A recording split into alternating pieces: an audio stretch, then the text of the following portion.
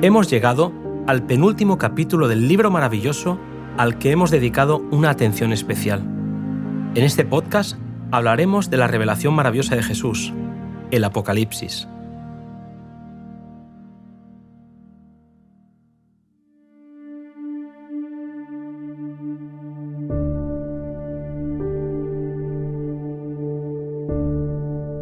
En los días de los apóstoles, los creyentes cristianos estaban llenos de celo y entusiasmo. Tan incansablemente trabajaban por su Maestro que en un tiempo relativamente corto, a pesar de la terrible oposición, el Evangelio del Reino se divulgó en todas las partes habitadas de la tierra. El celo de aquella época fue registrado como estímulo para los creyentes de todas las edades. Debido a su sencillez y fervor, el Señor usó la iglesia de Éfeso como símbolo de la iglesia cristiana primitiva. Los creyentes trataban seriamente de obedecer cada palabra de Dios y sus vidas revelaban un firme y sincero amor a Cristo.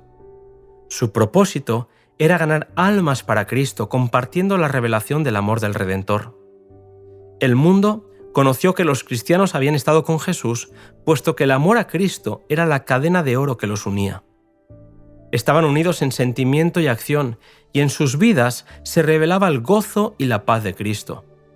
Pecadores arrepentidos, perdonados, limpiados y santificados se acercaron a Dios por medio de su Hijo. Lamentablemente, después de un tiempo, el celo de los creyentes comenzó a disminuir, y su amor hacia Dios y su amor mutuo decreció. La frialdad penetró en la iglesia, cuando uno tras otro los viejos portaestandartes cayeron en su puesto, y los jóvenes que tendrían que haber ocupado su lugar se cansaron de las verdades tan a menudo repetidas. En su deseo de algo novedoso y sorprendente, intentaron introducir nuevas fases de doctrina, más placenteras para muchas mentes, pero en desarmonía con los principios fundamentales del Evangelio. Al insistirse en esas doctrinas falsas y aparecer diferencias, la vista de muchos fue desviada de Jesús como el autor y consumador de su fe.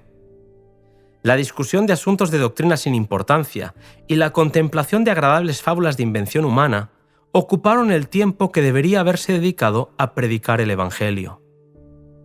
La piedad menguaba rápidamente y Satanás parecía estar a punto de dominar a los que decían seguir a Cristo. En esa hora crítica se necesitaba una voz referente y en la providencia divina Juan fue colocado en un lugar donde Cristo podía darle una maravillosa revelación de sí mismo y de la verdad divina para iluminación de las iglesias.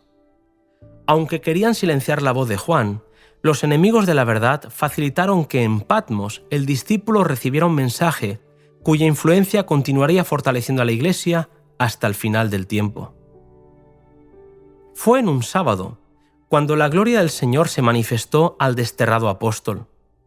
Mientras observaba el sábado, uno semejante al Hijo del Hombre le habló diciéndole: «Yo soy el Alfa y Omega, el primero y el último».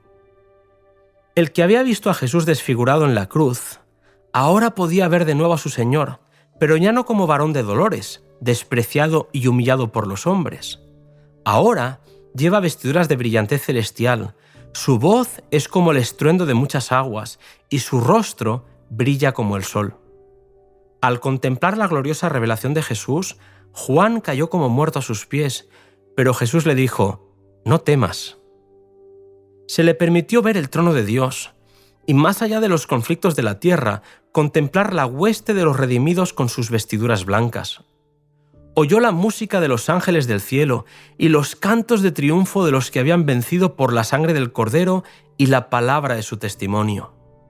Mediante figuras y símbolos fue predicha la historia de la Iglesia hasta el final del tiempo. La revelación fue dada para la orientación y el aliento de la Iglesia durante la dispensación cristiana, y sin embargo ha habido maestros religiosos que declararon que es un libro sellado y que sus secretos no se pueden explicar. Mientras que muchos han rechazado dedicar tiempo al estudio de sus misterios, Dios promete bendición para los que oyen y guardan las palabras de esta profecía. Una revelación no puede ser algo sellado. En el Apocalipsis están reveladas las cosas profundas de Dios y es su propósito que esté abierto al estudio de todos. Algunas de las escenas descritas en esta profecía pertenecen al pasado, otras se están cumpliendo ahora. Algunas tienen que ver con el fin del gran conflicto entre los poderes de las tinieblas y el príncipe del cielo, y otras revelan los triunfos y alegrías de los redimidos en la tierra nueva. Nadie piense que al no poder explicar el significado de cada símbolo del Apocalipsis, es inútil seguir escudriñando el libro en un esfuerzo de conocer el significado de la verdad que contiene. El que reveló esos misterios a Juan dará al investigador diligente de la verdad un goce anticipado de las cosas celestiales.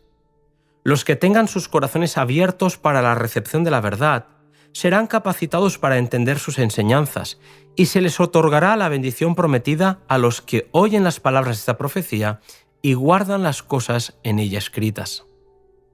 En el Apocalipsis todos los libros de la Biblia se encuentran y terminan. En él está el complemento del libro de Daniel. Uno es una profecía, el otro una revelación. La porción sellada de Daniel es la referente a los últimos días, mientras que Cristo reveló a Juan la historia de la Iglesia hasta el final. Se habla de Cristo como caminando en medio de los candeleros de oro. Así se simboliza su relación con las iglesias. Está en constante comunicación con su pueblo, conoce su condición real, observa su orden, su piedad, su devoción. Las 7 estrellas están en su mano derecha, asegurando que ninguna iglesia que sea fiel a su cometido necesita temer la destrucción, pues tiene la protección del Omnipotente. A los ministros de la iglesia, Dios confió pesadas responsabilidades. Deben revelar el amor de Cristo y Él los llena de luz, guiando y dirigiendo sus movimientos. Son instrumentos en sus manos y todo lo bueno que pueden hacer es realizado por medio del poder divino. En el comienzo de la historia de la Iglesia, el misterio de iniquidad predicho por el apóstol Pablo comenzó a hacer su obra impía. Y al insistir en sus herejías, los falsos maestros acerca de los cuales Pablo amonestó a los creyentes, muchos fueron engañados por falsas doctrinas. En su misericordia, Dios no dejó que su iglesia permaneciese en la apostasía, sino que reveló su amor hacia ella y su deseo de que hiciera una obra segura para la eternidad. Juan fue inspirado a escribir mensajes de amonestación, reprensión y ruego a los que, habiendo perdido de vista los principios fundamentales del Evangelio, ponían en peligro la esperanza de su salvación. Cristo reveló a su iglesia las cosas que ella debía sufrir por su causa. Al penetrar con su vista a través de los largos siglos de tinieblas y superstición, el anciano desterrado vio a multitudes sufrir el martirio por causa de su amor a la verdad. Pero también vio que aquel que sostuvo a sus primeros testigos no olvidaría a sus fieles seguidores durante los siglos de persecución que debían venir antes del fin del tiempo. Todo el libro de Apocalipsis está lleno de promesas de victoria y eternidad. Juan vio la misericordia, la ternura y el amor de Dios mezclados con su santidad, justicia y poder. Vio a los pecadores hallar un Padre en aquel a quien sus pecados le habían hecho temer. Y mirando más allá de la culminación del gran conflicto, contempló en Sión a los que habían alcanzado la victoria sobre el mar de cristal, cantando el cántico de Moisés y del Cordero. Jesús se revela como el león de la tribu de Judá, símbolo del poder omnipotente, pero también como un cordero como inmolado, que representa el abnegado sacrificio de amor. El primero para los que rechazan su gracia, el segundo para los que son obedientes y fieles. El brazo que es fuerte para herir a los rebeldes será fuerte para librar a los leales. Todo el que sea fiel será salvo.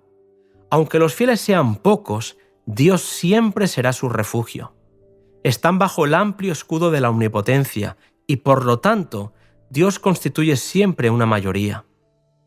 Los verdaderos discípulos de Cristo son participantes en los sufrimientos de Cristo y son destinados a ser participantes de su gloria. Las escenas que describe Juan en el Apocalipsis colocan a los redimidos frente al trono con el nombre del Padre en sus frentes. Los que sigan al Cordero en el cielo han tenido primeramente que seguirlo aquí en la tierra, no con inquietud o caprichosamente, sino con confianza, amor y obediencia voluntaria, como las ovejas siguen al pastor.